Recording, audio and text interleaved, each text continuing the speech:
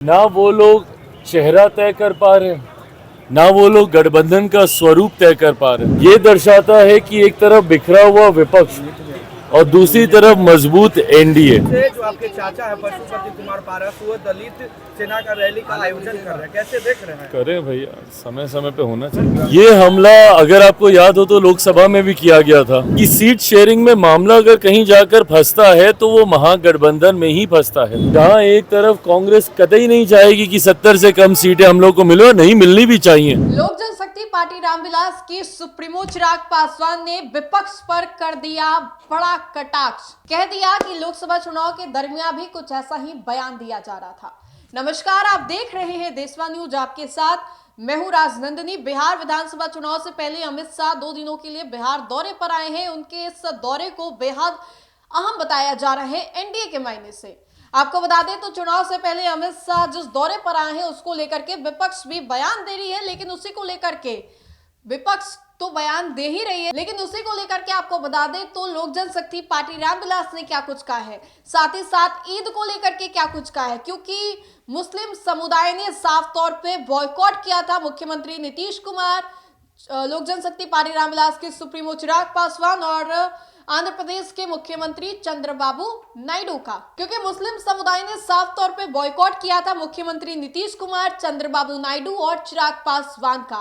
ऐसे में ईद को लेकर के क्या कुछ कह रहे हैं चिराग पासवान और किस तरीके से अमित शाह के इस आगमन को बता रहे हैं, विपक्ष पर क्या कुछ बड़ा हमला कर रहे हैं, आप सुनिए। जिस तरीके से महत्वाकांक्षाओं के लिए 2 घटक दल आपस में एक दूसरे के सामने ही दिख रहे हैं, ना वो लोग चेहरा तय कर पा रहे हैं, ना वो लोग गठबंधन का स्वरूप तय कर पा रहे हैं। राजद कांग्रेस में जिस तरीके से दरारें देखने को मिल रही हैं, ये दर्शाता है कि एक तरफ बिखरा हुआ विपक्ष और दूसरी तरफ मजबूत एनडीए।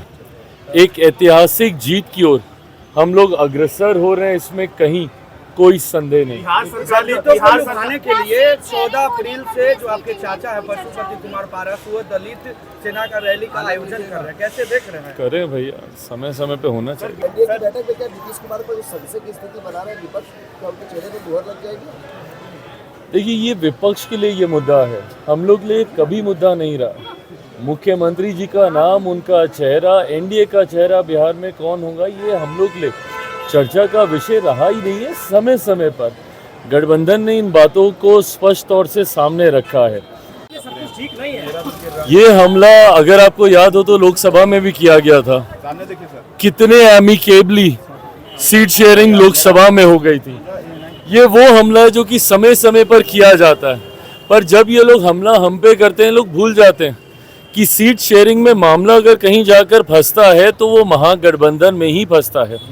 महागठबंधन की प्रेस कॉन्फ्रेंस से ही इनके घटक दल को पीठ में खंजर भोंका गया, कह के उठ के जाना पड़ता है। तो सीट शेयरिंग सहज कभी महागठबंधन के लिए नहीं रहा। अभी तो 60 सीटें कितनी बार दी थी कांग्रेस को, पिछली बार 60-70 सीटें जो भी दी थी, 70 सीटें। तो अभी तो वर्चस्व की लड़ाई वहाँ पे भी होगी, जहाँ एक तरफ कांग्रेस कतई नहीं चाहेगी कि 70 से कम सीटें हम लोग को मिले और नहीं मिलनी भी चाहिए। भाई, राष्ट्रीय पार्टी है, ज़रूर उनका हक बनता है ज़्यादा सीटों पर हाँ, इस बात की तीस तो है राजद को कि क्या वो वीक लिंक थे जिनकी वजह से, क्या कांग्रेस वीक लिंक बन के रह गई जिसकी वजह से सत्ता के करीब पहुंचते पहुंचते राजद रह गई। तो ऐसे में क्या फिर से 70 सीटें इनको देनी चाहिए? तो सीट शेयरिंग मुश्किल महागठबंधन के लिए होने वाला है। एनडीए के लिए बहुत सहजता से, जैसे लोकसभा में हम लोगों ने सीटों का बंटवारा कर लिया, विधानसभा में भी हो। ईद और नवरात्रि को लेकर जिस तरीके से माहौल बनाया जा रहा है, कैसे देखते हैं? फालतू की बातें हैं ये सब, कोई ज़रूरत नहीं है। दशकों से ये सब होता आ रहा है। भारत का पुराना इतिहास रहा है जहाँ पे हर धर्म से आने वाले लोगों ने भाईचारे के तहत अपने अपने धर्म का विस्तार करते हुए बहुत ही सहज तरीके से जीवन व्यापन किया है। ऐसे में कौन कहाँ पे नमाज पढ़ेगा, तो नवरात्रों में दुकानें खुलेंगी बंद होंगी, ये सब फालतू की बातें, कोई इस पे चर्चा की ज़रूरत नहीं है, गुंजाइश भी नहीं है। लोग अपनी राजनीतिक रोटियां सेकने की सोच की वजह से समाज में बंटवारा पैदा करने का प्रयास करते हैं, जो कि कतई उचित नहीं है। आज की तारीख में बड़े ज्वलंत विषय हैं जिसको लेकर चर्चा होनी चाहिए। दूसरों के धर्म या किसी के भी धर्म पे कम से कम राजनीतिक दलों को इसके ऊपर कोई टिप्पणी नहीं करनी चाहिए। ये व्यक्तिगत आस्था का विषय है।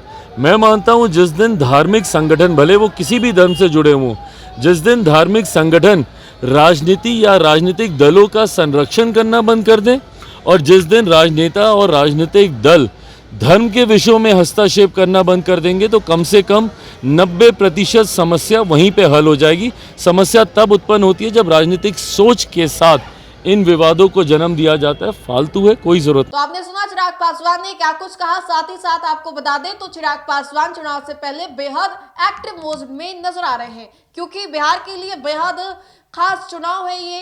विपक्ष जहां नीतीश कुमार के स्वास्थ्य को लेकर के मुद्दा बना रही है, तो वहीं एनडीए जो है विपक्ष पर लगातार जंगल राज को लेकर के आरोप लगाता आ रहा है। तो फिलहाल के लिए इस खबर में इतना ही। हमें दे इजाजत। धन्यवाद।